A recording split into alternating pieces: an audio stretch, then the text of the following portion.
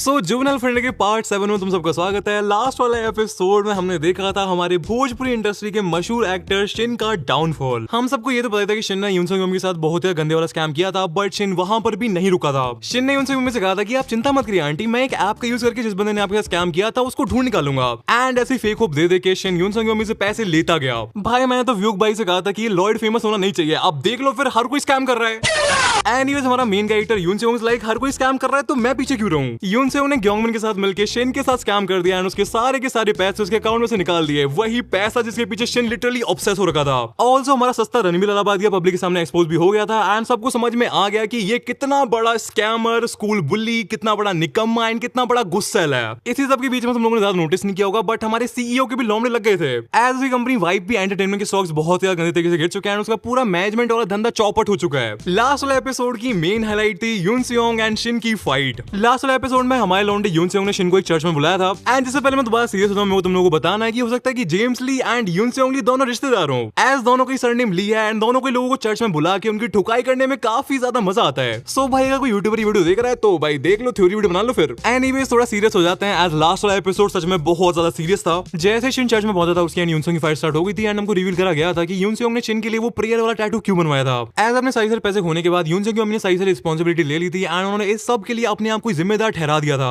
यून सियोंग की मम्मी ने मान लिया था कि सारी सारी गलती उनकी थी, जब ये सारी गलती एक्चुअल में हरामखोर शिन की थी। बट ये गिल्ट अपने आप में इतना ज्यादा बड़ा था कि यून सियोंग की मम्मी ने अपना घर छोड़ दिया एंड वो अपना घर छोड़ के चली गई। यून सियोंग ने अपनी मम्मी को ढूंढने का बहुत ज्यादा ट्राई करा, बट वो अपनी मम्मी को कभी भी ढूंढ नहीं पाया। इसी सब के बीच में यून सियोंग का डेली रूटीन बन गया था कि वो चर्च में जाके हर दिन अपनी मम्मी के लिए प्रे करता था। एंड स्टार्टिंग में जब वो प्रे करता था तब वो ये प्रे करता था कि काश मेरी मम्मी लौट आए, बट धीरे करके जैसे जैसे टाइम बीतता गया यून सियोंग ने ये प्रे करना स्टार्ट कर दिया कि भगवान बस काश मेरी मम्मी जिंदा हो, दैट्स इट, उसके अलावा मेरे को आपसे कुछ भी नहीं चाहिए। सो इसलिए यून सियोंग ने शिन के लिए प्रे वाला टैटू बनवाया था एज वो हर दिन चर्च में जाके अपनी मम्मी के लिए प्रे किया करता था। एंड अगर शिन ने अपना हरामीपना नहीं फैलाया होता तो एटलीस्ट यून सियोंग के साथ उसकी जिंदगी में उसकी मम्मी तो होती। एनीवेज लास्ट वाले एपिसोड में हमने यून सियोंग एंड शिन की फाइट नहीं देखी थी, बल्कि हमने यून सियोंग को शिन को पेलते हुए देखा था। एज यून सियोंग ने लिटरली शिन को मार मार के उसका कीमा बना के रख दिया था। ऑल्सो लास्ट वाले एपिसोड में हमको पता चला था कि ये शिन एक्चुअल में एक जुजुत्सु का चैंपियन था एंड जुजुत्सु एक्चुअल में one of the most dangerous fighting style है। स्टार्टिंग से शिन को ये कह के हाइप करा जा रहा था कि भाई इसको जुजुत्सु आता है, बहुत ही ज्यादा डेंजरस है, but Yoon Seong was like main character मैं हूं साले, मेरे को भी जुजुत्सु आता है। एंड उसे जुजुत्सु का यूज करके यून सियोंग ने शिन की टांगे तोड़ डाली थी। बट लास्ट वाला पूरा एपिसोड एक तरफ एंड उसकी एंडिंग एक तरफ। एज एपिसोड के एंड में शिन के काम डल गए, यून सियोंग अरेस्ट हो गया एंड हमको रिवील कर दिया गया कि यून सियोंग की मम्मी अभी भी जिंदा है। तो भाई स्टार्टिंग से हमको ऐसे करके दिखाया जा रहा था कि यून सियोंग की मम्मी डेफिनेटली मर गई होंगी एंड डेफिनेटली उन्होंने अपने आप को अनअलाइव वगैरह कर लिया होगा। बट एपिसोड के एंड में जब ये चीज रिवील करी गई कि यून सियोंग की मम्मी जिंदा है, भाई मैं इतना ज्यादा खुश हुआ ना कि भाई एटलीस्ट हमारा लौंडा कुछ टाइम के लिए तो खुश हो जाए। मानवा की स्टार्टिंग से लेके अब तक हम लोग बस यही देखते आ रहे हैं कि यून सियोंग की लाइफ में कितना ज्यादा बुरा हुआ एंड अगले चैप्टर में उससे भी ज्यादा बुरा हो जाता है। बट अब मेरे को एटलीस्ट एक होप दिख रही है कि यून सियोंग की मम्मी उससे मिल जाए एंड भाई की लाइफ में थोड़ी बहुत खुशियां तो आ जाएं। बट यून सियोंग और उसकी मम्मी का मीटअप होगा या नहीं, ये हमको कैसे पता चलेगा आज का एपिसोड स्टार्ट करके। सो यार बिना देरी के अब स्टार्ट करते हैं जुवेनाइल ऑफेंडर का पार्ट 7। सो एपिसोड की स्टार्टिंग होती है पुलिस स्टेशन से एंड इंटरोगेशन रूम के अंदर हमारे लाडले यून सियोंग से पूछताछ चल रही है एंड जो डिटेक्टिव यून सियोंग की इंटरोगेशन कर रहा है वो यून सियोंग से चिल्लाकर कहता है, क्या कहा तूने, तेरा कोई लीगल गार्डियन नहीं है? नहीं। डिटेक्टिव कहता है, देख बच्चे मैं मजाक के मूड में नहीं हूँ एंड ये मजाक का टाइम भी नहीं है। बट यून सियोंग के साथ कोरिया के लॉ एंड कोरिया के सिस्टम ने इतनी ज्यादा नाइंसाफी की है कि यून सियोंग को ऑलमोस्ट कोरिया का पूरा लॉ आता है। इस पॉइंट पर मेरे साथ वकील तो यून सियोंग है। यून सियोंग को भी बहुत ज्यादा क्रेजी लेवल पर लॉ का यूज करना आ गया है। यून सियोंग डिटेक्टिव से कहता है कि माइनर्स को बिना उनके पेरेंट्स या फिर गार्डियन के कंसेंट के इंटेरोगेट किया नहीं जा सकता है। अब क्या बकने लग रहा है बच्चे, ये सब सुन के ऑफिसर का मत्था खराब होने लगता है। बट जैसा मैं तुम्हें बताया यून सियोंग को काफी ज्यादा अच्छे से लॉ आता है। देखो कोरिया में जितने भी क्रिमिनल्स को रंगे हाथों पकड़ जाता है उनसे 48 आवर्स तक बिना किसी वारंट के पूछताछ करी जा सकती है। बट 48 आवर्स के बाद वारंट की जरूरत होती है जो कि कोर्ट इशू करता है। एंड इसमें माइनर्स का केस और भी स्पेशल होता है, उनसे पूछताछ करने के लिए उनके पेरेंट्स या फिर लीगल गार्डियन की परमिशन की भी जरूरत होती है। एंड यहाँ पर यून सियोंग इसी लूपहोल का फायदा उठा रहा है। एट इस टाइम पर उसका कोई भी लीगल गार्डियन या फिर पेरेंट नहीं है। वेल वैसे तो हमको पता है कि यून सियोंग की मम्मी जिंदा है एंड वैसे यून सियोंग के पापा कहाँ हैं, हमको कहानी में डेफिनेटली उनके बारे में आगे पता चलेगा। बट आई होप कि भाई उनके साथ कुछ बुरा ना हुआ हो। बट एट इस टाइम पर यून सियोंग को कोई भी लीगल गार्डियन नहीं है, इसलिए उसे 48 आवर्स से ज्यादा पूछताछ करी नहीं जा सकती है। ऑल्सो उसको 9 बजे के बाद से पुलिस स्टेशन में रखा भी नहीं जा सकता है। देखिए ऑफिसर, मेरे को पता है कि कोरिया का लॉ बहुत बहुत ही ज्यादा घटिया एंड बहुत ही ज्यादा बेकार है, बट हम सबको फॉलो तो करना ही पड़ता है। बच्चे बड़ी ही ज्यादा बड़ी फिल्म है यार तू तो।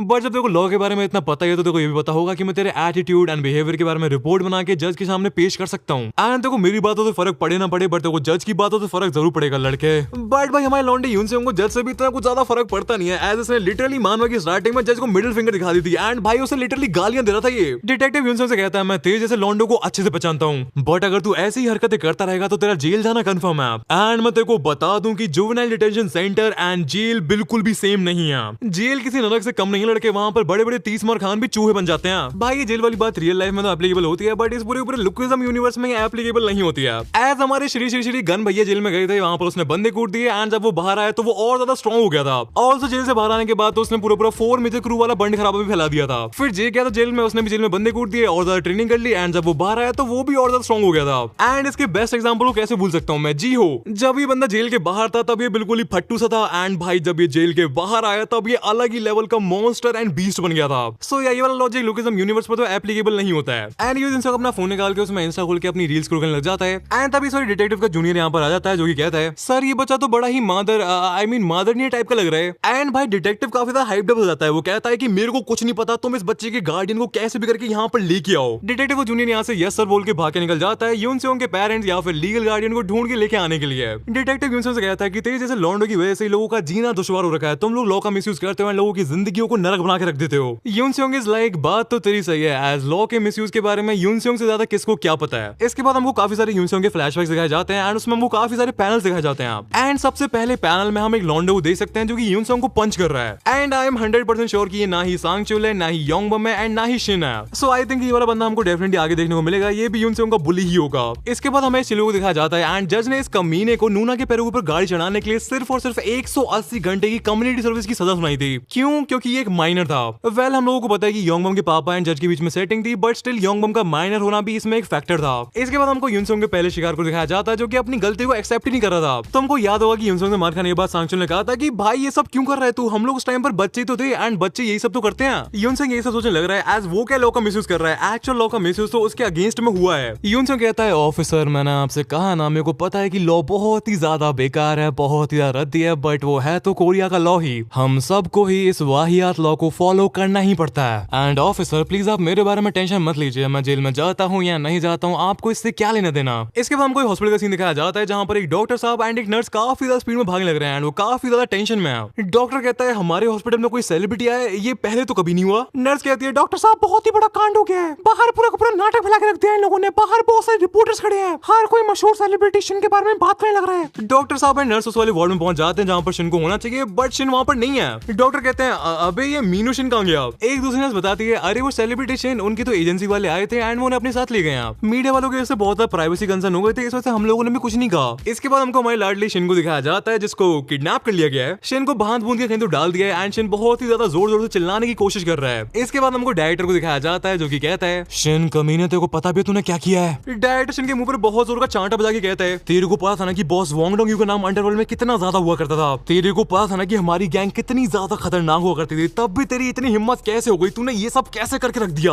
डायरेक्टर का मता खिसक जाता है, शिन को पकड़ के उसमें चांटे चांटे बजा देता है। तेरे को अंदाजा भी है कि तेरी वजह से हमको कितना ज्यादा नुकसान हुआ है बेवकूफ कहीं के। शिन मैं तेरे से कुछ पूछ रहा हूँ जवाब दे। डायरेक्टर शिन के मुंह से टेप हटा देता है एंड इस पॉइंट पर शिन के अंदर का सिग्मा एक भीगी बिल्ली में कन्वर्ट हो चुका है। शिन कहता है प्लीज मेरी बात सुनो, प्लीज ऐसा मत करो, तुम लोग ये सब पैसे के लिए कर रहे हो ना, चिंता मत करो, मैं पैसों का इंतजाम कर दूंगा, मैं तुम लोगों के लिए लाइव स्ट्रीम करना चालू कर दूंगा, तुम लोग चाहे तो मेरे को दोबारा से कोठे पे बेच सकते हो, अगर तुम लोग कहोगे तो मैं मजदूरी करना भी स्टार्ट कर दूंगा, तुम लोग जो कहोगे सीईओ सर जो कुछ भी कहेंगे मैं सब कुछ करने के लिए तैयार हूँ, मैं एक एक करके तुम्हारा सारा सारा पैसा वापस कर दूंगा। Please director I am sorry, बस मेरे को एक बार बॉस से बात कर लेने दो, मैं बॉस से बात करके सब कुछ सॉर्ट आउट कर दूंगा। मेरे को समझ में आ चुका है कि मेरे को बहुत ही ज्यादा बड़ी गलतफहमी हुई थी, बॉस के सब में कुछ भी हाथ नहीं था, ये सब का सब उस कमीने यून सेओंग ने किया था। बट डायरेक्टर शिन की किसी भी बात में इंटरेस्टेड नहीं है एंड डायरेक्टर का एक बंदा उसको एक बॉटल पकड़ा देता है एंड भाइयों मेरे को कुछ अच्छी फीलिंग नहीं आ रही है। डायरेक्टर उस बोतल खोल के शिन के ऊपर एक लिक्विड गिराना स्टार्ट कर देता है एंड डायरेक्टर कहता है शिन तेरे लिए ऑलरेडी पहले ही सब कुछ ओवर हो चुका है, बॉस ने मेरे को ये ऑर्डर्स दिए हैं कि मैं ये मेक श्योर करूं कि तू अपना गंदा चेहरा कभी भी किसी को दिखा ना पाए। एंड फिर हमको रिवील किया जाता है कि ये वाला लिक्विड एक्चुअल में एक एसिड है एंड डायरेक्टर ने इसको शिन के मुंह पर पोर कर दिया है एंड भाई इससे डेफिनेटली शिन का चेहरा बिगड़ जाएगा। शिन बहुत जोर से चिल्लाना स्टार्ट कर देता है, उसके दिमाग में चल रहा है कि उसके पास सिर्फ और सिर्फ एक जो चीज बची हुई थी वो भी खत्म हो चुकी है। एज यू नो कि शिन का बचपन से सपना था कि उसको सेलिब्रिटी बनना है एंड अगर एक बार के लिए मान लेता है कि उसका करियर अभी तक खत्म नहीं हुआ था तो अब तो भाई भाई डेफिनेटली कंप्लीटली खत्म हो चुका है। इस पॉइंट में मेरे को शिन के लिए थोड़ा बहुत बुरा लगता, बट शिन की हरकतें इतनी ज्यादा मनूस एंड इतनी ज्यादा गंदी हैं कि भाई वो रिडीमेबल है ही नहीं है। इसलिए कहा जाता है कि कर्मा इज रियल, तुम जैसे काम करते हो तुमको वैसे रिजल्ट्स मिलते हैं, you reap what you sow. And ये हमको हमारे लॉन्डे को दिखाया जाता है जो कि बार बार डिटेक्टिव को रेज बिट कर जा रहा है एंड डिटेक्टिव को गुस्सा आती जा रही है। डिटेक्टिव यूनसोंग को चलाना स्टार्ट कर देता है, तभी डिटेक्टिव का जूनियर कमरे में भाग के आता है एंड चिल्लाता है, ऑफिसरली हमने यूनसोंग की मम्मी को ढूंढ लिया है। एंड ये बात सुनते ही यूनसोंग लिटरली स्टंट हो जाता है। तुम एक बार यूनसोंग का रिएक्शन देखो। डिटेक्टिव कहता है, आर यू श्योर कि तुमने इसकी मम्मी को ढूंढ लिया है? जूनियर कहता है, हाँ इसकी मम्मी काफी सालों से गायब थी, बट हमने अपने ऑफिसर्स की मदद से उनको ढूंढ निकाला है। यूनसोंग को लिटरली अपने कानों पर बिलीव नहीं हो रहा है। तभी डिटेक्टिव कहता है, सो इसकी मम्मी काफी सालों से गायब थी, क्या तुम को थोड़ी बहुत डिटेल्स और दे सकते हो? तभी यूनसोंग चिल्लाता है, व्हाट द हेल, सो तुम लोगों के लिए उनको ढूंढना इतना ज्यादा आसान था? हमको कुछ पास के सीन दिखाए जाते हैं जिनसे हमको पता चलता है कि यूनसोंग ने बार बार पुलिस वालों को चक्कर लगाए थे अपनी मम्मी को ढूंढने के लिए, बट पुलिस वालों ने यूनसोंग की बिल्कुल मदद नहीं की। पुलिस वाले कह दिया करते थे कि तेरी मम्मी कोई बच्ची थोड़ी है, आ जाएंगी वापस। ऑल्सो एक इंसान को ऐसे ढूंढ के निकाल पाना कोई मजाक थोड़ी है, बहुत ज्यादा टफ काम है ये। इसलिए बच्चे तो अपने घर पे जाके अपना आराम कर, हम लोग अपना काम कर रहे हैं। यूनसोंग को लिटरली इमोशनल ब्रेकडाउन होने लगता है। उसको समझ में आ जाता है कि अगर पुलिस वाले चाहते तो वो काफी इजीली उसकी मम्मी को ढूंढ सकते थे एंड फिर उसको इतना ज्यादा सफर करना नहीं पड़ता। डिटेक्टिव यूनसोंग की हालत को देख समझ जाता है कि भाई इस लॉन्डे के साथ कुछ तो गलत हुआ है। डिटेक्टिव अपने जूनियर से बाहर जाने के लिए कहता है, उसका जूनियर फिर से यस सर बोल के कमरे में से बाहर भाग जाता है। फिर डिटेक्टिव यूनसोंग के लिए ग्रीन टी ले आता है एंड कहता है, ठीक तो है तू लड़के, क्या तू मेरे को बता सकता है कि तूने अपनी मम्मी को लास्ट टाइम कब देखा था? यूनसोंग कुछ भी रिप्लाई नहीं देता है। डिटेक्टिव कहता है, मैं समझ रहा हूँ लड़के तू कैसा फील कर रहा है, बट मेरे को अपना काम भी तो करना है यार। मेरे को समझ में आ रहा है कि तेरे पास कोई ना कोई रीजन जरूर होगा उस सेलिब्रिटी के साथ मारपीट करने का, बट एटलीस्ट मेरे साथ कोऑपरेट कर यार। एक काम करते हैं, तू मेरी हेल्प कर एंड मेरे से जितना हो पाएगा मैं तेरी हेल्प करने की कोशिश करूंगा। तू मेरे ऊपर भरोसा कर सकता है यूनसोंग ली। डिटेक्टिव भाई कुछ बोलने वाला ही था तभी उसका जूनियर फिर से कमरे में आ जाता है एंड कहता है, सर कोई आया है। ये सुनते यूनसोंग के दिमाग में एक साथ बहुत से थॉट्स आने लग जाते हैं। लिटरली उसकी हार्ट रेट बहुत ज्यादा ऊपर जाने लग जाती है। यूनसोंग के दिमाग में चल रहा है, मैंने हर दिन प्रे किया, मैंने हर दिन ये सोच के प्रे किया कि अगर गॉड एग्जिस्ट करता है तो वो मेरी प्रेयर्स को इग्नोर कर ही नहीं पाएगा। सो क्या भगवान सच में एग्जिस्ट करता है? क्या उन्होंने सच में मेरी प्रेयर सुन ली है? बट तुम लोगों को पता है कि यूनसोंग की किस्मत कितनी ज्यादा कुत्ती है। मानवा की स्टार्टिंग से लेके अब तक हम लोगों ने बस ये देखा है कि यूनसोंग की लाइफ में एक के बाद एक बुरी चीजें ही होती हैं। जिस दिन यूनसोंग ने मिडिल स्कूल में एंटर किया था उसके बाद से यूनसोंग की जिंदगी में कभी भी खुशी के पल आए ही नहीं। सो या यूनसोंग को यहाँ पर लग रहा है कि उसकी मम्मी यहाँ पर आ चुकी है, बट ना, यहाँ पर एक बहुत ही ज्यादा कमीना बंदा आ चुका है जिससे यूनसोंग बहुत ज्यादा हेट करता है। हमको दिखाया जाता है ये बंदा जोंगवान जिससे शिन ने फोन पर बात करी थी एंड ये भी यूनसोंग का एक बुली है, ये यहाँ पर आ चुका है। हेलो यूनसोंग, कैसा है लाडले? एंड हमको जब भी बंदा जोंगवान पहली बार दिखाया गया था तभी मैं तुमको बता दिया था कि ये बंदा मेरे को खतरनाक लग रहा है। एंड भाइयों मेरी इंस्टिंक्ट गलत नहीं होती है, मैं तुमको सीयू के टाइम में बता दिया था कि ये बंदा डेंजरस है एंड आई वाज राइट। हमको पास के सीन दिखाया जाता है जहां पर हमको शिन एंड जोंगवान की कन्वर्सेशन दिखाई जाती है एंड उस टाइम पर हमको इनकी पूरी कन्वर्सेशन दिखाई नहीं गई थी। जोंगवान ने शिन की पूरी बातों को सुन के कहा था, अबे आने दो उसको, मैं कोई इस पिल्ले से डरता नहीं हूँ। मेरे को तो काफी ज्यादा मजा आएगा मेरे प्यारे यूनसोंग के साथ दोबारा से खेलने में। प्रेजेंट टाइम में जोंगवान को देख के यूनसोंग की लिटरली हवाइयां उड़ गई हैं। मैं तुमको बता रहा हूँ कि इस बंदे का ऑरा तो है। एनीवेज जोंगवान को देख के डिटेक्टिव कहता है, तू इसकी मम्मी है क्या? भाई ये डिटेक्टिव दिमाग से पैदल है क्या? जोंगवान कहता है, नहीं मैं इसकी मम्मी नहीं हूँ, मैं इसका दोस्त हूँ। एंड मेरे को अपने दोस्त की बहुत ही ज्यादा टेंशन हो रही थी, आप लोगों ने इसको ढंग से खाना नहीं खिलाया होगा ना, इसलिए मैं इसके लिए खाना लेके आया हूँ। जोंगवान लिटरली 1-2 किलो पनीर पैक करवा के लेके आ गया एंड वो कहता है, मैं तो यहाँ पर बहुत जल्दी आ जाता बट रास्ते में कुछ कांड हो गया था। बट जब मैं यहाँ पर आ रहा था मैंने रास्ते में देखा था कि एक बूढ़ी कुतिया रास्ता क्रॉस कर रही थी एंड वो बहुत ही ज्यादा जल्दी में लग रही थी। वो बार बार कह रही थी कि वो पुलिस स्टेशन जा रही है अपने बेटे से मिलने। अबे तेरे को जानने में इंटरेस्ट नहीं है क्या कि वो बुढ़िया जिंदा बची या फिर नहीं? भाई इस बंदे के अंदर गट्स तो है, इसको पता है कि रिसेंट टाइम में यूनसोंग कितना ज्यादा डेंजरस हो चुका है एंड इसके साथ वाले 3 बंदों को ऑलरेडी निपटा चुका है वो। एंड ये लोग लिटरली इस टाइम पे पुलिस स्टेशन के अंदर बैठे हुए हैं एंड स्टिल ये बंदा यूनसोंग को धमकी दे रहा है, वो भी उसकी मम्मी को इन्वॉल्व करके। इस जोंगवान के मनु सोबड़े को देख के यूनसोंग अपने दिमाग में कहता है, भगवान जैसी कोई भी चीज नहीं होती है, भगवान एग्जिस्ट नहीं करता है। जोंगवान की धमकी को सुन के यूनसोंग का खून खोलने लगता है एंड यूनसोंग कहता है, जोंगवान अगर तू सच कह रहा है तो तू बहुत ज्यादा रिग्रेट करने वाला है। भाई मैं तुमको बता दे रहा हूँ कि अगर जोंगवान ने सच में यूनसोंग की मम्मी के साथ कुछ कर दिया है तो फिर मेरे को लगता नहीं है कि यूनसोंग इसको जिंदा छोड़ेगा, भले ही फिर इसके लिए यूनसोंग को जेल ही जाना क्यों ना पड़े। बट अगेन हमको ये बता दिया जाता है कि ये जोंगवान कोई चिलुआ नहीं है, ये सच में बहुत ही ज्यादा डेंजरस बंदा है। एज चैप्टर के एंड में हमको इसका नाम प्रॉपर्ली बताया जाता है जो कि है द मर्डरर जोंगवान सन। सो इस जोंगवान बंदे ने पास्ट में कोई तो मर्डर कर रखा है। आई जस्ट होप कि भाई ये यूनसोंग की फैमिली में से कोई ना हो प्लीज। इसके बाद यूनसोंग का फ्लैशबैक स्टार्ट हो जाता है एंड हम लोगों को पता है कि यूनसोंग के फ्लैशबैक में कभी भी कोई अच्छी चीज तो होती ही नहीं है। अब तो ये ऑलमोस्ट रिचुअल बन चुका है, तुम लोगों को भी समझ में आ गया होगी। अब हमको दिखाया जाने वाला है कि ये जोंगवान एक्चुअल में कितना कितना बड़ा कमीना है। यूनसोंग एक्चुअल में हमको अभी कहानी बताने वाला है, एक बहुत ही ज्यादा सैड कहानी। इस कहानी का मेन प्लॉट ये है कि यूनसोंग ने अपने बेस्ट फ्रेंड को कैसे खो दिया। वेल ये सारी कहानी इवन उस दिन से भी पहले की है जब शिन ने यूनसोंग को अपना टारगेट बनाया था। हमको उसी दिन का सीन दिखाया जाता जब शिन ने वॉशरूम में लॉन्ड्री भेज दिए थे एंड यूनसोंग को अपना फ्रेश होने लग रहा था। शिन जीवन से ये कह कि भाई तो यूनसोंग के साथ जो करना चाहे तो वो कर सकता है, ये कह के शिन यहाँ से जाने लगता है एंड एक्चुअल कहानी यहाँ से स्टार्ट होती है। वेल मेरे को अब याद आया, मेरा जो पुराना शिकार है वो क्या कर रहा है। हमको शिन के पुराने शिकार यानी यूनसोंग के बेस्ट फ्रेंड को दिखाया जाता है जिसे काफी सारे लौंडे मिलकर पीटने लग रहे हैं। आप अबे चश्मिश अपने आप को बहुत बड़ा जॉनी सिन समझ रहा है तू है, तो जिन्होंने के पैरों को देख के स्माइल करने लग रहा था। हाँ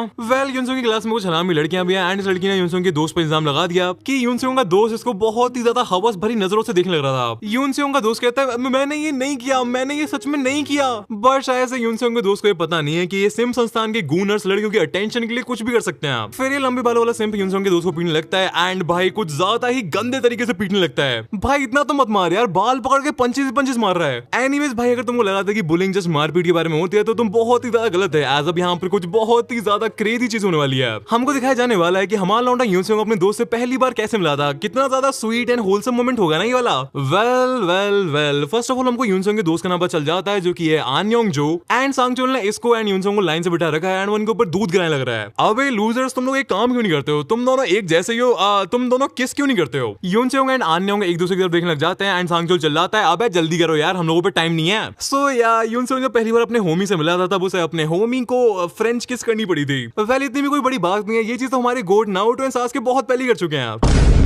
एनीवे सांगचोल एंड उसकी पूरी गैंग अपनी वो लोग अपनी मौज मस्ती करने के लिए कहीं और चले जाते हैं और यूनसोंग एंड आन्योंग यहाँ पर बैठ के ये सोचने लग रहे हैं कि उनके साथ ये सब क्यों हो रहा है, ये लोग हमको इतना बुली क्यों करते हैं, हमने इनका क्या बिगाड़ा है, ये लोग हमको चैन से जीने क्यों नहीं देते हैं। यूनसोंग कहता है उन्हें किसी भी रीजन की जरूरत नहीं है, वो लोग ये सब इसलिए करते हैं ताकि वो अपने गुस्से को हम लोगों के ऊपर निकाल सके। सो तुम्हें अपने आप को ब्लेम करने की जरूरत नहीं है, तुमने कुछ भी गलत नहीं किया है। यूनसोंग एंड आन्योंग साथ में जाने लगते हैं एंड आन्योंग कहता है एनीवेज तुम्हारा नाम क्या है। यूनसोंग अपना नाम बता देता है एंड यहाँ से इन दोनों की दोस्ती शुरू हो जाती है। जिससे पहले हम कहानी में आगे बढ़े, यूनसोंग के दोस्त का नाम है आन्योंग जो। सो क्या मैं सही सोच रहा हूँ। हमको पता जाता है कि इस दिन के बाद से यूनसोंग एंड आन्योंग काफी अच्छे दोस्त बन गए थे एज दोनों में काफी सारी चीजें कॉमन थी, एज दोनों के घर के हालात भी काफी सिमिलर थे एंड दोनों की हॉबीज एंड इंटरेस्ट भी काफी ज्यादा मैच करते थे। इस वाले स्टेटमेंट के बाद मेरे को और ज्यादा फील हो रहा है कि आन्योंग एना का छोटा भाई है। एज दोनों के घर के हालात सिमिलर थे तो आन्योंग की बड़ी बहन एना एंड यूनसोंग की बड़ी बहन नूना। थ्योरी वाला वीब इज बैक दोस्तों। एनीवेज यूनसोंग एंड आन्योंग काफी अच्छे दोस्त बन गए थे बट स्कूल में इस चीज के लिए भी यूनसोंग एंड आन्योंग को काफी ज्यादा बुली किया जाता था। उन्हें स्कूल के बच्चे थे लूजर डुओ करके बुलाया करते थे बट यूनसोंग को इस सबसे कुछ भी फर्क नहीं पड़ता था। एज मिडिल स्कूल के अंदर आन्योंग उसका सबसे पहला एंड सबसे ज्यादा अच्छा दोस्त था।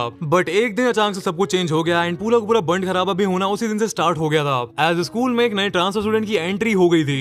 हेलो बच्चों, मैं तुम लोगों को तुम्हारे नए क्लासमेट से मिलवाना चाहता हूँ। सब लोग अपने नए क्लासमेट को हाय बोलेंगे, इसका नाम है जोंगवन सन। सो यार जैसे जोंगवन ने क्लास में एंट्री ली उसने अपने रंग दिखाना चालू कर दिया था एंड उसने पूरी पूरी क्लास में मारपीट मचा के रख दी थी। जोंगवन को दूसरे लोगों को मारने में एंड परेशान करने में बहुत ज्यादा मजा आता है एज ऐसे करके उसे बहुत ज्यादा सुकून मिलता है। ऑल्सो ये सब बाकी बच्चों एंड लड़कियों में अपना ऑरा सेट करने के लिए करता है। एंड ये नेक्स्ट में हमको दिखाया जाता है कि ये जोंगवन के अंदर आन्योंग पड़ जाती है एंड ये सीधा जाके आन्योंग के पेट में बहुत जोर की लात मार देता है। आन्योंग लिटरली दर्द के मारे तड़पने लगता है बट जोंगवन कहता है अबे चश्मिश खड़ा हो, चल तेरे को सुनाई नहीं दे रहा है क्या, बहरा बहरा है क्या, खड़े हो चल। एंड इतना बोल के जोंगवन बहुत ही ज्यादा बेरहमी से आन्योंग को पीटना स्टार्ट कर देता है। वो बिना कुछ सोचे समझे एंड बिना बिल्कुल भी होल्ड बैक करे आन्योंग में लाते एंड घूसे मारने लगता है। हमको यूनसोंग के थ्रू पता चलता है कि जैसे टाइम बीतता गया जोंगवन की हरकतें और ज्यादा बदतर होती गई एंड वो और ज्यादा कमीना होता गया। हमको उस टाइम बाद का सीन दिखाया जाता है जहाँ पर जोंगवन अपने 5 कुत्तों के साथ एंड आन्योंग के साथ किसी बिल्डिंग की छत पर खड़ा हुआ है। अबे कुतिया तूने क्या कहा, तू मेरी बात नहीं मानेगा। अबे चूहा मैं दोबारा से नहीं कहूंगा नॉर्थ पोल। क्या सुनाई नहीं दे रहा है तेरे को, नॉर्थ पोल। वेल जोंगवन को ये गेम खेलना काफी पसंद है जिस गेम का नाम है मैग्नेट गेम। वेल इस वाले गेम के रूल्स काफी सिंपल है। ये जोंगवन नॉर्थ पोल है इसलिए जोंगवन साउथ पोल बोलता है तो हमको जोंगवन की तरफ जाना है। बट अगर जोंगवन नॉर्थ पोल बोलता है तो मुझे जितनी ज्यादा स्पीड में हो सके उतनी ज्यादा स्पीड में जोंगवन से दूर जाना है। यूनसोंग क्लास के बाकी लॉन्डो के लिए स्पेशली लड़कियों के लिए काफी नॉर्मल सा एंड काफी मौज मस्ती वाला गेम था बट इस वाले गेम ने आन्योंग की लाइफ को कम्प्लीटली बदल के रख दिया। तो तुम कहना क्या चाहते हो जोंगवन? अबे बहरा है क्या तू, नॉर्थ पोल। आन्योंग कहता है बट हम लोग इस टाइम पर छत पर है, मैं यहाँ से कूद थोड़ी सकता हूँ। बट जोंगवन को इस चीज से कुछ भी फर्क नहीं पड़ता है, ये कमीना बार बार नॉर्थ पोल बोले जा रहा है। आन्योंग बहुत ज्यादा डर जाता है। आन्योंग कहता है अगर मैं यहाँ से कूदा तो मैं मर जाऊंगा। एंड ये जोंगवन हरामी कहता है तो मर जा फिर। जोंगवन आन्योंग के पास जाके कहता है तो समझ में नहीं आ रहा है क्या, तू मेरे को बहुत ज्यादा हल्के में ले रहा है क्या, नॉर्थ पोल। एंड भाई ऑफ कोर्स इस टाइम पर आनयोंग यहाँ पर कुछ भी नहीं कर सकता है, उसके अंदर जोंगवान का इतना ज्यादा खौफ है। जोंगवान की डगे से आनयोंग यहाँ से भागने का ट्राई भी नहीं करता है, एंड अगर भाग भी जाता तब भी क्या यार, ये हैवान इसी की क्लास में पढ़ता है। अगर आनयोंग यहाँ से भाग भी जाता तब भी उसको दोबारा से स्कूल तो वापस आना ही पड़ता, एंड फिर पता नहीं कि जोंगवान हैवान उसके साथ क्या करता। सिंपल वर्ड्स में आनयोंग के पास इस टाइम पर कोई भी ऑप्शन नहीं है सिवाय इस बेवड़े जोंगवान का गेम खेलने के, एंड इसलिए आनयोंग इस वाली बिल्डिंग पर से जंप लगा देता है। एंड ये देखिए इवन जोंगवान के साथ वाले बंदे भी काफी ज्यादा शॉक हो जाते हैं। रोड पर नीचे आनयोंग धड़ के मारे तड़पने लगता है, बट इस जोंगवान हैवान को इस चीज से कुछ भी फर्क नहीं पड़ता है। जोंगवान कहता है कोई टेंशन वाली बात नहीं है, इतनी हाइट से कूद गए कहीं मरने वाला नहीं है। वैसे भी हमारा चश्मा हमारे हाथ से निकलता जा रहा था, इसलिए इसको उसकी औकात दिखाना काफी ज्यादा जरूरी था। नेक्स्ट दिन हमको दिखाया जाता है कि यूनसुंग आनयोंग से मिलने के लिए हॉस्पिटल में आ रखा है, एंड इस पूरे कांड की वजह से आनयोंग का पैर टूट चुका है। यूनसुंग कहता है तू ठीक तो है ना भाई, एंड तेरे को जंप लगाने की क्या जरूरत थी, तू मना भी, तू हर कोई स्कूल में तेरे बारे में बात कर रहा है। यूनसुंग मेरे को और नहीं जीना है, मेरे को और नहीं जीना है, प्लीज मेरी मदद करते प्लीज।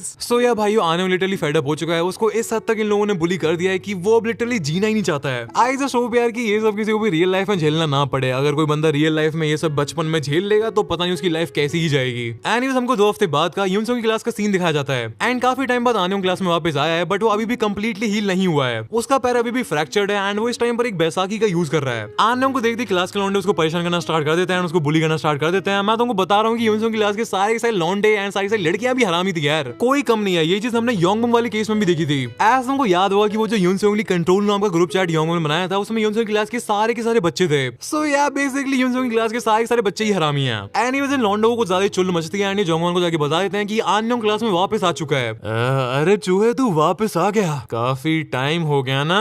एंड वो इतने में आनयोंग का दिमाग फिर जाता है, एंड वो चाकू लेके जोंगवान के ऊपर अटैक कर देता है। हमको फिर यूनसुंग को दिखाया जाता है जो कि वही मजदूरी कर रहा है जो कि एक टाइम पर मैंने भी अपने स्कूल में काफी करी थी। बट एज यू नो कि अगर स्कूल में कुछ भी कांड होता है तो पूरे स्कूल में ही हल्ला मच जाता है, एंड यही सेम चीज यहाँ पर भी होती है। पूरे स्कूल में हल्ला मच गया कि आनयोंग एंड जोंगवान की फाइट चल रही है, एंड आनयोंग ने चाकू निकाल के जोंगवान के ऊपर अटैक कर दिया है। एंड ये सुन के हमारे लड़के यूनसुंग के होश उड़ जाते हैं। हमको फिर क्लास का सीन दिखाया जाता है, एंड आनयोंग लिटरली गुस्से के मारे फट चुका है। उसने चाकू मार के जोंगवान को लिटरली छील के रख दिया है। एंड यहाँ पर तुम्हारे भाई की थ्योरी सच हो जाती है। हमको बताया जाता है कि आनयोंग जो एक्चुअल में ऐना का ही छोटा भाई था। एंड ये सुनने के बाद मेरे दिमाग में सारे डॉट्स एक साथ कनेक्ट हो रहे हैं। ऐना यूनसुंग की इतनी ज्यादा मदद क्यों करती है, ऐना यूनसुंग को अपना छोटा भाई क्यों मानती है, अब मेरे को सब कुछ समझ में आ रहा है। एंड अब शायद से मेरे को थोड़ा बहुत अंदाजा इस चीज का भी हो चुका है कि यूनसुंग ने ऐना से क्या प्रॉमिस किया होगा। मैं तुम लोगों को बता देता हूँ। मेरे को लगता है कि यूनसुंग ने ऐना से प्रॉमिस किया होगा कि वो जोंगवान को खत्म करेगा एंड आनयोंग को इंसाफ दिलवा के रहेगा। जितना मेरे को लगता है डेफिनेटली ऐसे कुछ होने वाला है, बट हमको आगे पता चली जाएगा। हमको फिर टाइम का सीन दिखाया जाता है जहाँ पर यूनसुंग की धमकी सुन के जोंगवान अपने दांत फाड़ के हंसने लगता है। तू मेरे को खत्म करेगा। अबे तू मेरे को ये बता कि तू ये करने कैसे वाला है। तेरे को तब इस पुलिस स्टेशन में 48 घंटों के लिए और रहना भाई, तू क्या करने का प्लान कर रहा है। एंड जब तक तू इस पुलिस स्टेशन से बाहर आएगा तब तक पता नहीं मैं बाहर क्या क्या कर चुका हूँ। ऑफिसर प्लीज इस कमीने को बाहर मत आने दीजिएगा, ये एक नंबर का कमीना है। आप मेरी बात को समझ रहे हैं ना। काफी सारे शिन के फैन ऑलरेडी इसको ढूंढ रहे हैं, एंड अगर आपने इसको बाहर निकाल दिया तो मैं चुपचाप नहीं बैठूंगा। वेल ये काफी ज्यादा एक्सपेक्ट करता हूँ। जोंगवान पुलिस स्टेशन में घुस के पुलिस वाले से ऐसे बात कर रहे हैं जैसे पुलिस वाला कोई हप्पू सिंह हो। भाई थोड़ी तो इज्जत दे ले यार। एनीवेज जोंगवान की बात हो सुन के डिटेक्टिव को काफी ज्यादा गुस्सा आ जाती है, बट उसका जूनियर उसको रोक लेता है। जूनियर डिटेक्टिव के कानों में उसको कुछ तो बताता है जो सुन के डिटेक्टिव काफी ज्यादा शॉक हो जाता है। ये हमको थोड़ा आगे जाके पता चलेगा, बट तुमको यहीं पे बता दे रहा हूँ। इस जोंगवान का जो बाप है वो बहुत ही ज्यादा बड़ी फिल्म है। वो इस पूरे के पूरे सिस्टम में काफी ज्यादा ऊपर लेवल पर है। एंड ये जोंगवान यूनसुंग से टाटा गुड बाय कहके एंड उसको धमकी देके यहाँ से जाने लगता है। एंड भाई हमको यहाँ पर ऐना को दिखाया जाता है, एंड मेरे हिसाब से यहाँ पर ये लोग ये सिग्निफाई करना चाह रहे हैं कि ये जोंगवान ऐना के पीछे जाने वाला है। भाई एज यू नो कि जब तक ऐना को इन्वॉल्व करा नहीं जा रहा है, जब तक मैं जोंगवान को जोंगवान बुला रहा हूँ, वरना उसके बाद जोंगवान को कमीना, सुअर, हरामी सब कुछ यही बुलाया जाएगा। जाते जाते जोंगवान यूनसुंग के जख्मों को नमक छिड़कते हुए जाता है। वो कहता है तेरे को याद है तेरे बेस्ट फ्रेंड आनयोंग के साथ क्या हुआ था, तू उस टाइम पर भी कुछ नहीं कर पाया था एंड तू अब भी कुछ नहीं कर पाएगा यूनसुंग। इसके बाद हमको पास का सीन दिखाया जाता है जहाँ पर यूनसुंग ने जोंगवान की कंप्लेन कर दी थी कि जोंगवान एक बहुत ही बड़ा बुली है। एंड यूनसुंग ने अपनी कंप्लेन में ये भी लिख दिया था कि आनयोंग जो छत पर से गिरा था उसके पीछे भी जोंगवान का ही हाथ था। यूनसुंग को लगा था कि ये करने से चीजें बेटर हो जाएंगी एंड कुछ हद तक तो एटलीस्ट आनयोंग एंड उसकी लाइफ आसान हो जाएगी, बट ऐसा कुछ भी नहीं होता है। एज 2-3 दिन बाद यूनसुंग के स्कूल के नोटिस बोर्ड पर एक ऐसा नोटिस लगता है जिससे यूनसुंग, ऐना एंड आनयोंग की लाइफ हमेशा के लिए चेंज हो गई थी। वेल जोंगवान के ऊपर चाकू से अटैक करने की वजह से आनयोंग को स्कूल से सस्पेंड कर दिया गया था। बट चीजें यहाँ पर भी नहीं रुकती हैं। पूरे के पूरे स्कूल में खबर फैल जाती है कि जोंगवान के ऊपर अटैक करने की वजह से आनयोंग के ऊपर पुलिस ने एक्शन ले लिया है एंड आनयोंग को जुवेनाइल डिटेंशन सेंटर में भेजा जा रहा है। वेल ये वही प्रिजन है जहाँ पर मानवा की स्टार्टिंग में हमारा लौंडा यूनसुंग गया था एंड उसने सांगचोल को पेल के रख दिया था। बट तुमको एक चीज ये भी याद होगी कि उस टाइम तक यूनसुंग बहुत ही ज्यादा खतरनाक एंड बहुत ही डेंजरस हो चुका था। वरना जुवेनाइल डिटेंशन सेंटर कोई मजाक वाली जगह नहीं है, वहाँ पर बहुत ही ज्यादा खतरनाक बंदे होते हैं। यूनसोंग क्लास में सारे लौंडे हंसना स्टार्ट कर देते हैं, एज अब तो आन्योंग की लाइफ कंप्लीटली बर्बाद हो चुकी है एंड बहुत ज्यादा कम चांसेस है कि आन्योंग वहां से जिंदा भी वापस लौट के आ पाएगा। एंड भाई तुम लोग देखोगे एक बार ये लोग बात क्या कर रहे हैं, ये लोग कहते हैं कि भाई अगर वो चिलुआ शांति से पिटता रहता तो फिर ये सब होता ही नहीं, उसको क्या जरूरत है हीरो बनने की, अगर बुली होता रहता तो एटलीस्ट जिंदा तो रहता। भाई देखो ना मेरे कॉलेज में ऐसे बंदे हैं, ना ही कभी मेरे स्कूल में ऐसे बंदे थे कि भाई इतने ज्यादा पगलैट हो वो, बट मेरे को जानना है कि क्या रियल लाइफ में भी ऐसे चिलुए होते हैं। देखो आई नो कि बुली वाला सीन होता है एंड बहुत ज्यादा हाई लेवल तक भी होता है। मेरे कुछ दोस्त मेडिकल कॉलेज में एंड उनके साथ भाई ऐसी ऐसी चीजें हो रखी हैं मैं तुमको यहाँ पर बता भी नहीं सकता हूँ। भाई मेरे पास इंसिडेंट्स तो बहुत सारे हैं, बस एक बार मैं फेस कैम करना चालू कर दूं उसके बाद मैं बनाया करूंगा स्टोरी टाइम वीडियो जिसमें काफी ज्यादा मजा आया करेगा। एनीवेज हम अपनी स्टोरी पर फोकस करते हैं। हमको दिखाया जाता है कि क्लास के बालों की बातों को सुन के यूनसोंग लिटरली टूट जाता है एंड वो बहुत ही ज्यादा गंदे तरीके से रोना स्टार्ट कर देता है। इसके बाद नेक्स्ट सीन हमको दिखाया जाता है कि आन्योंग जुवेनाइल डिटेंशन सेंटर में आ चुका है एंड यूनसोंग उससे मिलने के लिए आ रखा है। भाई तू कैसा फील कर रहा है, तू ठीक तो है ना, कोई तेरे को परेशान वगैरह तो नहीं कर रहा है ना? अबे मेरे को क्या होगा यार, मैं तो फुल चिल कर रहा हूँ भाई। यहाँ के लौंडे स्कूल के लौंडों से तो बहुत ज्यादा बेटर हैं। ऑल्सो यहाँ पर पूरी टाइम प्रिजन गार्ड वगैरह राउंड लगाते रहते हैं, सो ऐसी कोई टेंशन नहीं है। ऑल्सो मैं तो एक चीज बताऊं भाई, बहुत ही ज्यादा क्रेजी चीज है। मेरे उस पूरे चाकू वाले कांड के बारे में यहाँ पर न्यूज फैल गई है एंड इस वजह से सारे लौंडे मेरे से डर के रहते हैं। तेरे भाई का टोरा बन चुका है भाई, यहाँ पर कोई सीन ही नहीं है ब्रो। अबे ये तो बहुत ज्यादा बढ़िया बात है यार। एनीवेज यूनसोंग तू अपना बता, तेरा क्या सीन है, तेरे को कोई परेशान तो नहीं कर रहा है ना? मेरे को क्या होगा, मैं तो ठीक हूँ। मेरे से तो अब हर कोई दूर ही रहता है, सबको पता चल गया कि तू मेरा दोस्त है, इस वजह से सबके सब मेरे से दूर रहते हैं यार। पूरे के पूरे स्कूल में खबर फैल गई कि तूने उस दानव जोंगवान को पील के रख दिया था, इस वजह से मेरे से कोई कुछ कहता नहीं है भाई। वेल ये दोनों के दोनों लौंडे ही एक दूसरे से झूठ बोलने लग रहे हैं, दिन ब दिन इनकी हालत बदतर होती जा रही है। स्कूल में यूनसोंग का शिन, सांगचुल एंड अब जोंगवान ने जीना हराम करके रख दिया है एंड जुवेनाइल डिटेंशन सेंटर में आन्योंग की हालत भी बहुत ही ज्यादा खराब है। इसके बाद हमको नेक्स्ट प्लान में दिखाया जाता है कि जोंगवान सबके सामने यूनसोंग को बहुत ही ज्यादा गंदे तरीके से पीटने लग रहा है। अबे तूने क्या सोच के मेरी कंप्लेंट करी थी बे? तेरे को क्या लगा कि मेरे को कोई पता ही चलेगा? अबे तेरे को पता है मेरा बाप कौन है? मेरा बाप इस टाइम पर जज है, जज समझ में आता है? Order order. तुम जैसे चूहे मेरा घंटा कुछ नहीं उखाड़ सकते हो, इस बात को अपने दिमाग में फिट कर ले यूनसियोंग। सो यार जोंगवान के पापा एक जज है। वेल जिस चीज के लिए मैं पढ़ाई कर रहा हूँ, but I can assure you guys कि अगर मैं पढ़ लेके कुछ बन भी जाता हूँ तो मैं इन लोगों की तरह कमीना नहीं बनूंगा यार। देखो भाई ये चीज कोरिया में छोड़ो, इंडिया में भी काफी ज्यादा होती है कि जो जजेस एंड काफी सारे गवर्नमेंट ऑफिसर्स होते हैं इनको काफी ज्यादा ऊपर लेवल तक प्रिविलेजेस दी जाती हैं। मैंने अपने सामने ही पावर का मिसयूज होते हुए काफी बार एंड काफी ज्यादा गंदे लेवल पर होते हुए देख रखा है। मैं तुमको अपने पर्सनल लाइफ का एग्जांपल छोड़ो, एक एग्जांपल बताता हूँ जो कि रिसेंट टाइम में वायरल हुआ था।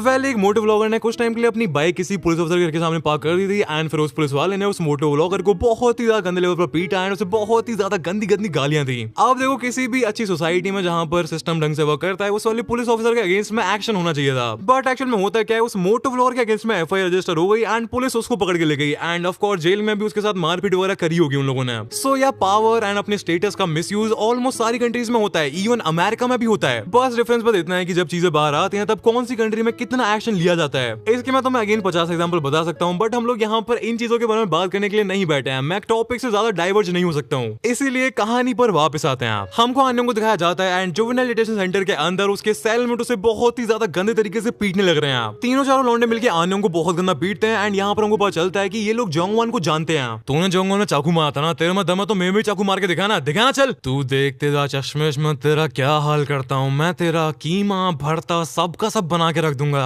तेरे को अमीर बच्चों से पंगे लेने का बहुत ज्यादा शौक है ना, क्यों बे चिलुए? मैं तेरे को इतना ज्यादा टॉर्चर करने वाला हूँ कि तू हर दिन भगवान से बस यही दुआ करेगा कि भगवान प्लीज मेरे को अपने पास बुला लो, मेरे को और नहीं जीना है। सो या जो आन्योंग के सेलमेट्स हैं वो जोंगवान को जानते हैं। मेरे को लगता है कि जोंगवान ने ये पूरी की पूरी फील्डिंग सेट करी होगी। एज ऑफ कोर्स भाई उसके पापा जज हैं, वो ये सब कर सकता है। उसने जानबूझ के ऐसे लौंडों को आन्योंग के सेल में रखा होगा जो कि उसको भाई बहुत ही ज्यादा टॉर्चर कर दें। एंड ये हमको नेक्स्ट में दिखाया जाता है कि एक प्रिजन गार्ड अपनी ड्यूटी देने लग रहा है एंड जब वो आन्योंग के सेल के सामने आता है उसके होश उड़ जाते हैं। हमको आन्योंग के सेल का सीन दिखाया जाता है एंड तुम लोग देख ही सकते हो कि यहाँ पर क्या हुआ है। मैं यूट्यूब की गाइडलाइंस की वजह से डेफिनेटली बोल नहीं सकता हूँ, बट आन्योंग ने अपने आप को अनलाइव कर लिया है। एंड भाई तुम लोग एक बार सोच के देखो कि यूनसेंग को इस चीज का कितना ज्यादा गिल्ट होगा, एज उसको अपने मन के अंदर कहीं ना कहीं अंदाजा था कि आन्योंग झूठ बोल रहा है एंड उसकी हालत ठीक नहीं है, एज वो भी तो खुद सामने से झूठ बोल रहा था। सो भाई जैसा मैं तुमसे 5th वाले एपिसोड में कहा था कि हो सकता है कि ये जोंगवान और बड़ा वाला निकम्मा निकले, and I was again right, ये जोंगवान और भी बड़ा वाला निकम्मा है। एंड ये हमको पहले नंबर का सीन दिखाया जाता है, जोंगवान जा चुका है एंड डिटेक्टिव यूनसेंग से पूछता है, सो वो लड़का तेरा दोस्त था? मेरे को ऐसा लग तो नहीं रहा था, मेरे को मेरे जूनियर ने बताया कि उसके पापा फॉर्मर जज हैं। यूनसेंग डिटेक्टिव की बातों पर कुछ भी ध्यान नहीं देता है एंड वो कहता है प्लीज मेरे को यहाँ से जाने दो, मेरे को अभी के अभी जाना है, मैं आपसे भीख मांग रहा हूँ। ये वाले डिटेक्टिव एक्चुअल में बढ़िया है, ये यूनसेंग की बात को मान लेते हैं एंड कहते हैं ठीक है मैं तेरा इंटरव्यू बाद में ले लूंगा, बट तू एक माइनर है, मैं तेरे को ऐसे रिलीज नहीं कर सकता हूँ, मैं वो तेरी कस्टडी तेरे पेरेंट को देनी पड़ेगी। सो जब तक तेरी मम्मी यहाँ पर नहीं आती है तब तक कुछ भी नहीं हो सकता यूनसियोंग। हमको पुलिस स्टेशन के बाहर का सीन दिखाया जाता है जहाँ पर जोंगवान किसी से फोन पर बात कर रहा है एंड भाई ये कुछ तो प्लान बना रहा है। यूनसियोंग कहता है प्लीज मेरी बात को समझिए डिटेक्टिव, मेरे पास टाइम नहीं है प्लीज, अगर मैं बाहर नहीं गया तो मेरे को खुद नहीं पता कि वो क्या कर देगा।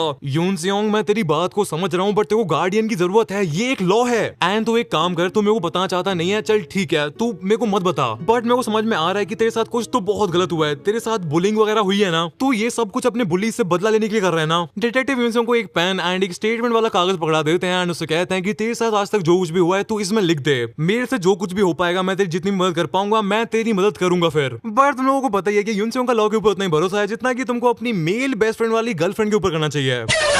यूनसियोंग पेन को उठा लेता है एंड कहता है ऑफिसर मैं आपसे आखिरी बार पूछ रहा हूँ, मैंने तेरे से कहा ना यूनसियोंग मैं तो ऐसे जाने नहीं दे सकता हूँ। एंड भाई यूनसियोंग पेन को अपने हाथ में घुसेड़ लेता है एंड कहता है ऑफिसर प्लीज मेरे को हॉस्पिटल ले चलिए। आपको ये लॉ तो अच्छे से पता होगा ना कि अगर कोई बंदा अपने आप को कस्टडी में हर्ट कर लेता है तो उसको इमीडिएटली हॉस्पिटल ले जाना पड़ता है। यूनसियोंग के पागलपन को देख के डिटेक्टिव पैनिक करने लगता है एंड वो बहुत जोर से चिल्लाता है व्हाट द हेल, एम्बुलेंस को कॉल करो जल्दी। फिर हमको यूनसियोंग की रियल इंटेंशन बताई जाती है एंड उसके दिमाग में चल रहा है कि जोंगवान कमीने मैं तेरे को मार के रहूंगा। अब देखो यूनसियोंग सच में जोंगवान को जान से मारता है या फिर नहीं ये तो हमको कहानी में आगे पता चलेगा, बट मैं इसके बारे में श्योर नहीं हूँ। ऐसा हमको याद होगा कि यूनसियोंग ने योंगबम के बारे में भी यही कहा था कि मैं तेरे को जान से मार डालूंगा। शिन को लेके तो यूनसियोंग का पर्सपेक्टिव बिल्कुल स्टार्टिंग से क्लियर था, उसको शिन की वो सेलिब्रिटी वाला ड्रीम खत्म करना था। शिन की पूरी दुनिया उसका वो सेलिब्रिटी वाला ड्रीम ही था, उसको बचपन से ही सेलिब्रिटी बनना था। बट हाँ योंगबम के केस में तुम ये भी कह सकते हो कि यूनसियोंग ने तो अपना काम कर दिया था एंड जिस कंडीशन में योंगबम है वो इवन मौत से भी ज्यादा बदतर है। ऑल्सो जैसा तुमने देखा ये जोंगवान इवन शिन एंड योंगबम से भी ज्यादा बड़ा वाला बावड़ा दिख रहा है मेरे को। इसने तो भाई तुम कह सकते हो कि ऑलमोस्ट यूनसियोंग की बेस्ट फ्रेंड आन्योंग की जान ली है, ये यूनसियोंग की मम्मी को धमकी दे रहा है, ये एना को धमकी दे रहा है। तो भाई आई थिंक कि हो सकता है कि यूनसियोंग सच में इस चीज को मेन कर रहा हो एंड सच में यूनसियोंग जोंगवान की जान के पीछे जाए। एंड हमको इस जोंगवान को दिखाया जाता है जो किसी से फोन पर बात करने लग रहा है एंड हमको रिवील करा नहीं जाता है कि ये किससे बात कर रहा है। जोंगवान किसी से कॉल पर कहता है हाँ मैं निकल गया हूँ।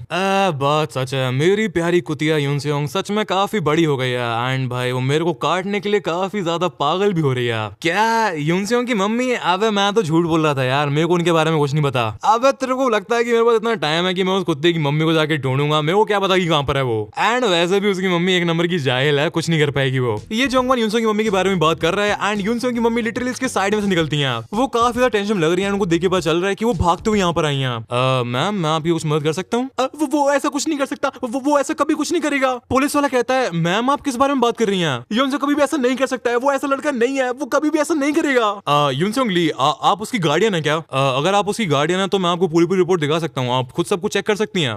क्या आप उसकी मम्मी हैं? ये सुन के यूनसियोंग की मम्मी कांपना स्टार्ट कर देती हैं एंड उनको अपना वो लेटर याद आता है जिसमें उन्होंने लिखा था कि आई एम सॉरी यूनसियोंग, मैं तुमको बहुत ज्यादा शर्मिंदा करा है एंड मैं पैसे वापस ला के रहूंगी। यूनसियोंग की मम्मी लिटरली रोना स्टार्ट कर देती हैं एंड उनको इतना ज्यादा गिल्ट है कि वो बोल ही नहीं पा रही है कि मैं यूनसियोंग की मम्मी हूँ। भाई जैसे जैसे कहानी आगे बढ़ती है मेरे को इस शिन कमीने के ऊपर और ज्यादा गुस्सा बस आती जाती है। भाई वो जो पूरा कांड हुआ था उसमें यूनसियोंग की मम्मी की कुछ भी गलती नहीं थी, एक्चुअल में पूरी की पूरी गलती पूरा फॉल्ट तो शिन हरामी का था। एंड इसके बाद हमको बताया जाता है कि यूनसियोंग की मम्मी एक्चुअल में यूनसियोंग को छोड़ के गई क्यों थी। उनके दिमाग में ये चीज घुस गई थी कि अगर वो यूनसियोंग के साथ में रहेंगी तो यूनसियोंग के साथ सिर्फ और सिर्फ बुरी चीजें ही होंगी। बेसिकली वो जो पूरा स्कैम वाला कांड हुआ था उसके बाद से यूनसियोंग की मम्मी के दिल में अपने लिए सेल्फ हेट्रेड बहुत ज्यादा बढ़ गई थी। भाई देखो मेरे को पता है कि मेरी वीडियोस मोस्टली सारे लड़के देखते हैं एंड इसलिए मैं यहाँ पर एक इंपॉर्टेंट मैसेज देना चाहता हूँ। अपनी वीडियो से मैं हमेशा ट्राई करता हूँ कि एज ए भाई मैं तुमको कुछ ना कुछ पॉजिटिव सिखा सकूं। सो मेरी इस बात को हमेशा याद रखना, a man who runs from his responsibilities has no right to call himself a man. आगे बढ़ते हैं। इसी पूरी सेल्फ हेट्रेड एंड गिल्ट की वजह से यूनसियोंग की मम्मी ये बोल ही नहीं पा रही है कि वो यूनसियोंग की मम्मी है। यूनसियोंग की मम्मी बहुत जोर से रोने लगती है, उन पे बोला नहीं जा रहा है एंड तब यहाँ पर किसी की एंट्री हो जाती है। आंटी जी क्या आप यूनसियोंग की मम्मी है? यूनसियोंग की मम्मी मुड़ती है, उनको देखता है कि यहाँ पर काफी सारे लोग आ चुके हैं। यूनसियोंग की मम्मी कहती है तुम कौन हो? मैं बस यूनसियोंग की मदद करना चाहता हूँ, मेरे को पता है कि यूनसियोंग को कितना ज्यादा बुली किया गया था एंड मैं उसे इंसाफ देना चाहता हूँ। भाई जब मैंने पहली बार ये पैनल देखा था मेरे को लगा था कि भाई होबिन की एंट्री हो चुकी है, बट मैं गलत था। हमको इस बंदे को देखा जाता है जो कि कह रहा है कि ये यूनसियोंग की मदद करना चाहता है एंड इस बंदे का नाम है जोंगयुन लिम एंड ये बंदा किसी तो कमेटी का हेड है जो कमेटी स्कूल बुलिंग वगैरह के अगेंस्ट में फाइट करती है। नेक्स्ट सीन में जानवर सीटी बजाते हुए कहीं जाने लगता है एंड ये कहता है तू काफी ज्यादा फनी है यूनसियोंग, तेरे को क्या लगता है कि तू कोई ऋतिक रोशन है या फिर सलमान खान है? नहीं शायद से तेरे को लगता है कि तू हमजा अली मजारी है। बहुत ज्यादा हीरोपंती चढ़ रखी है ना तेरे दिमाग में, बट मेरे को सब कुछ समझ में आ रहा है, तू ये सब अकेले नहीं कर सकता है बे, कोई ना कोई तो तेरा साथ पक्का दे रहा है। एंड यहाँ पर मुझे ग्रुप चैट दिखाई जाती है एंड मेरे को लगता है कि इस वाली ग्रुप चैट के अंदर यूनसोंग के सारे बुलीज एडेड हैं। हमको ज्यादा कुछ तो रिवील करने जाता है, बट शायद से हमको यूनसोंग के नेक्स्ट 2 टारगेट्स का नाम पता चल चुका है, सेहुन एंड जूबैंग। एंड ये जोंगवान ये सोचने लग रहा है कि आखिरकार यूनसोंग की मदद कर कौन रहा है। एंड वो एक कंक्लूजन पर पहुंच जाता है। जोंगवान कहता है, ओ मेरे को समझ में आ गया, पक्का एना जोस की मदद कर रही होगी। मैं उस कुतिया के बारे में कैसे भूल सकता हूँ। भाइयों समझा लो इसको, मैं रासिंगान और चिदोरी साथ में चला दूंगा यहाँ पर। अबे तेना मूवी के सलमान बॉय पूरे दिन बेसमेंट में बैठ के तू गेम खेलता रहता है, अनएम्प्लॉयड बेरोजगार कहीं के। जो तूने 3 कुत्ते पाले हैं वो तूने किस लिए पाले हैं? अपनी मरवाने के लिए तो पाले हैं भाई अब तक मैंने कुछ नहीं कहा था, बट अगर इसने फिर से बदतमीजी की मैं अपने आपको होल्ड बैक नहीं करूंगा।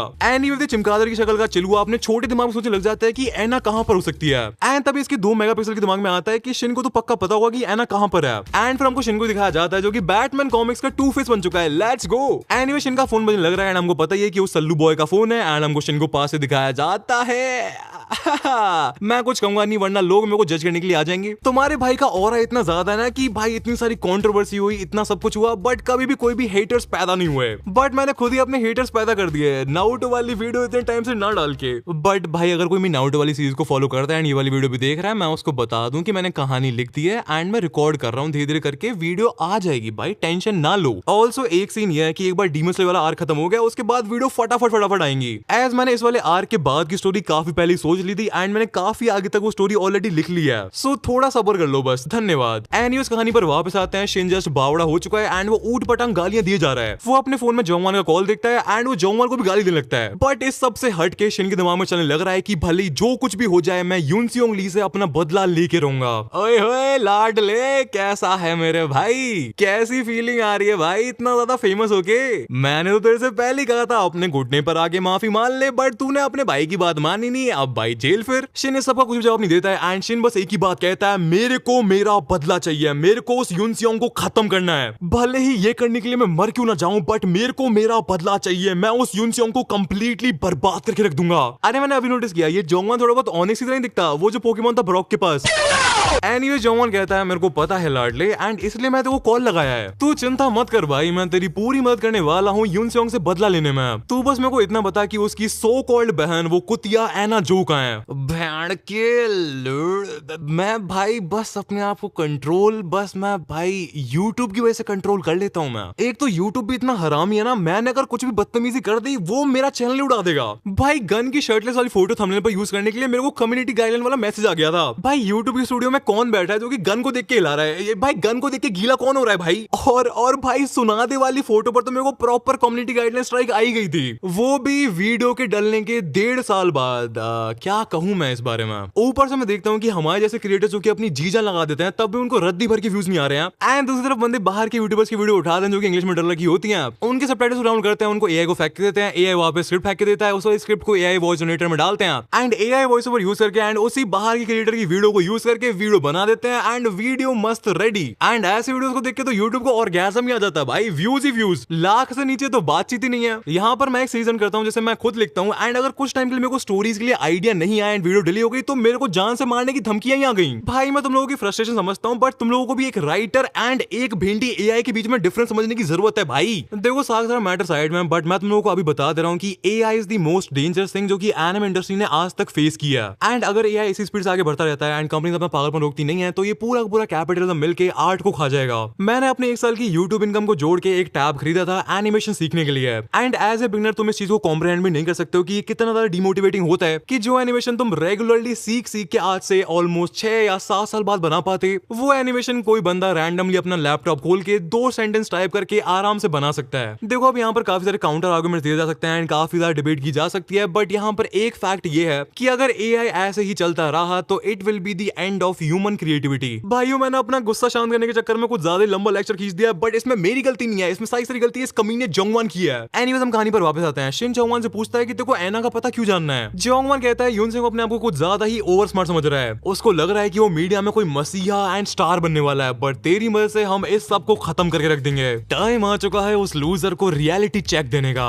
एंड देखो मेरा तो पता ही है शिन, मैं तो हमेशा कहानी में विलन बनने के लिए तैयार हूँ। मैं उस सुअर यूनसेंग को दिखाऊंगा कि एक्चुअल में ब्रुटैलिटी होती युक्ति क्या है। हमको युनसोंग को दिखाया जाता है जिसकी मरहम पट्टी कर दी गई है, बट उसके ऊपर काफी ज्यादा कड़ी निगरानी भी रखी जा रही है। ओए मेरी बात सुन ले बे निकम्मे, अगर तूने एक और बार कुछ भी ड्रामा करा तो मैं तेरे को खुद जान से मार डालूंगा। तेरे को पता भी कि तू कितना लकी है कि हमारे पुलिस स्टेशन के पास में एक हॉस्पिटल है। वेल ये कोई लक नहीं था, ये पूरा का पूरा स्टार्टिंग से युनसोंग का प्लान था। युनसोंग को पता है कि इस टाइम पर सबसे ज्यादा इंपॉर्टेंट चीज है एना की सेफ्टी। एज वो इस जोंगवन हरामी को बहुत अच्छे से जानता है एंड उसको पता है कि जोंगवन अब डेफिनेटली एना के पीछे जाने वाला है। बट हमारे लड़के युनसोंग ने ये सब पहले से कैलकुलेट कर लिया था। उसने शिन को चर्च में खत्म करा था एंड उसको पता था कि इस वाले पूरे कांड के बाद उसको सबसे ज्यादा पास वाले पुलिस स्टेशन में ले जाया जाएगा। एंड पुलिस स्टेशन के लिए युनसोंग का प्लान पहले से रेडी था। उसको पता था कि उसको पुलिस स्टेशन में जाके क्या कांड करना है एंड उसको ये भी पता था कि अगर वो पुलिस स्टेशन में कांड करेगा तो उसको इमरजेंसी की वजह से सबसे ज्यादा पास वाले हॉस्पिटल में ले जाया जाएगा। और सबसे ज्यादा पास वाले हॉस्पिटल यानी कि सांग्योन हॉस्पिटल में ही एना एडमिटेड है, जिसका मतलब है कि इस टाइम पर युनसोंग एंड एना दोनों ही सेम बिल्डिंग में है। ऑल्सो एना की सेफ्टी के लिए चांगसू एंड गुची वाली आंटी 24 घंटे एना के रूम में रहते हैं। बट इस टाइम पर युनसोंग काफी नर्वस है एंड उसके दिल में एना की सेफ्टी को लेके काफी ज्यादा डर है। एज युनसोंग को अच्छे से पता है कि ये जोंगवन एक्चुअल में कितना ज्यादा खतरनाक एंड कितना ज्यादा डेडली है। एनीवेज हमको एना के रूम का सीन दिखाया जाता है जहां पर गुची वाली आंटी चांगसू से कहती हैं, चांगसू बेबी तुम ठीक तो? चांगसू बेबी व्हाट द हेल, इन दोनों का सीन कब से स्टार्ट हो गया? एनीवेज मजाक करके गुची वाली आंटी चांगसू से कहती हैं, तुम कितने दिनों से सोई नहीं हो, ये तुम्हारी हेल्थ के लिए ठीक नहीं है चांगसू। बट चांगसू द चैट कहता है आई एम फाइन, युनसोंग को मेरे ऊपर काफी सारे एहसान है एंड उसने मेरे को एना को प्रोटेक्ट करने की ड्यूटी सौंपी है and I protect and I am loyal. भाई जैसा मैंने कहा था धीरे करके मेरे को चांगसू एज ए कैरेक्टर बहुत ही ज्यादा पसंद आता जा रहा है। इस टाइम पर युनसोंग एंड एना के बाद में चांगसू ही मेरा फेवरेट कैरेक्टर है। एनीवेज कांड होना स्टार्ट हो जाता है एज एना के रूम पर कोई नॉक करता है। दोनों चांगसू एंड गुची वाली आंटी काफी अलर्ट हो जाते हैं एंड हमको दिखाया नहीं जाता है कि एना के रूम में कौन आया है। बट हमको चांगसू एंड गुची वाली आंटी के एक्सप्रेशन जरूर दिखाए जाते हैं जिनको देख के हम समझ सकते हैं कि कुछ ना कुछ कांड तो जरूर होने वाला है। सीन स्विच होता है, हमको युनसोंग को दिखाया जाता है जिसके फोन पर एक नोटिफिकेशन आती है। गुची वाली आंटी ने युनसोंग को मैसेज कर दिया कि कुछ तो प्रॉब्लम हो गई है, क्या तुम इस टाइम पर हॉस्पिटल में हो? एंड ये मैसेज पढ़ते ही युनसोंग के दिमाग में सीधा जोंगवन आता है। क्या मेरे को खाने के लिए कुछ मिल सकता है? मेरे को बहुत ज्यादा भूख लग रही है। पूरा दिन आप लोगों ने मेरे से सवाल जवाब पूछे हैं एंड मेरे को खाने के लिए कुछ भी ढंग से नहीं दिया गया है, इस वजह से मेरे को काफी ज्यादा भूख लग रही है। जूनियर कहता है इस सिचुएशन के अंदर तू खाने के बारे में सोच भी कैसे रहे बे? बट भाई हमारे डिटेक्टिव का दिल बहुत ही ज्यादा सॉफ्ट है, वो युनसोंग को ऐसे भूखा नहीं दिख पा रहा है। ऑल्सो उसको डॉक्टर की बात भी याद आती है कि युनसोंग के अंदर काफी सारी विटामिन्स एंड मिनरल्स की कमी हो रखी है जो कि उसकी हेल्थ के लिए बिल्कुल भी सही नहीं है। डिटेक्टिव जूनियर को ड्यूटी पे लगाकर युनसोंग के लिए कुछ खाने निकल चला जाता है एंड इसके बाद हमको एक कन्वीनियंस स्टोर का सीन दिखाया जाता है जहां पर डिटेक्टिव फोन पर किसी से बात करने लग रहा है एंड डिटेक्टिव को न्यूज मिल जाती है कि युनसोंग की मम्मी पुलिस स्टेशन में पहुंच चुकी है। ये सुनकर डिटेक्टिव टीचर काफी खुश हो जाते हैं एंड वो कह देते हैं कि जितना ज्यादा जल्दी हो सके उतना ज्यादा जल्दी युनसोंग की मम्मी को सांग्योन हॉस्पिटल में भेज दो।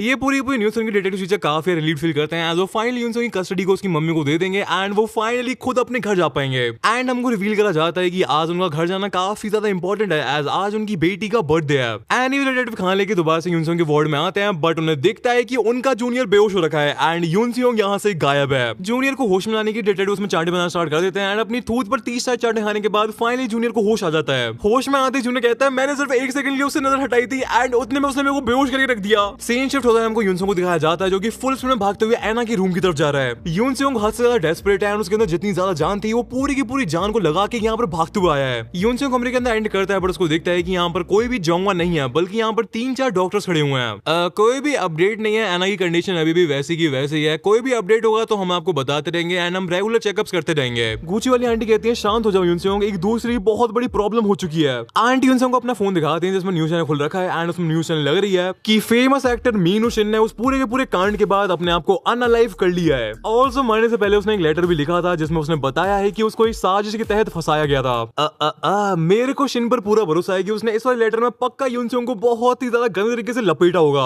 उसने पूरा का पूरा ब्लेम एंड पूरा का पूरा विलन युनसोंग को बना दिया होगा। एंड ये हमको दिखाया जाता है कि ये पूरा कांड हुआ कैसे। जोंगवन शिन के पास रस्सी लेके पहुंच गया था।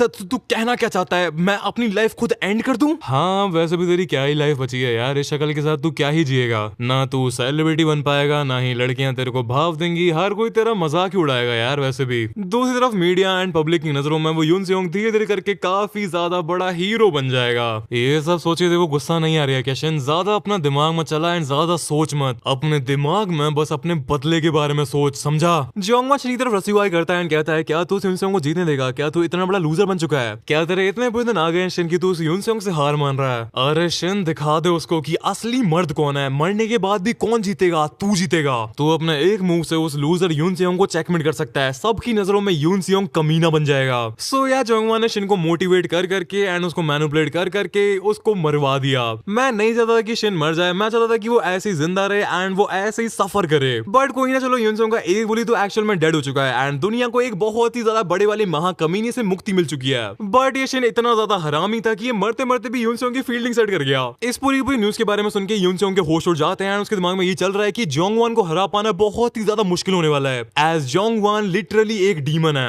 एंड अगर युनसोंग को इस जोंगवान नाम के डीमन को हराना है तो उसे एक डीमन स्लेयर बनना पड़ेगा। लेट्स गो, हमारा लौंडा डीमन स्लेयर बनने वाला है। मेरे को चाहिए कि भाई युनसोंग को सन ब्रीथिंग सिखा दी जाए ताकि युनसोंग अपना मस्त हीनो कामी का यूज कर पाए। भाई फिर कोई नहीं हरा पा रहा युनसोंग को, भाई सबका गेम ओवर है। मेरा तो युनसोंग को सजेशन है कि अगर इतना कर ही रहा है तो एक आध राज सिंगार चिदोरी वगैरह भी सीख ले भाई, मजा ही आ जाएगा। सो भाई लोग, आज की वीडियो में इतना ही है। वीडियो को लाइक कर लेना, चैनल को सब्सक्राइब कर लेना। मैं तुमसे मिलूंगा नेक्स्ट वाले वीडियो में, तब तक के लिए cultured gang love you all, peace out.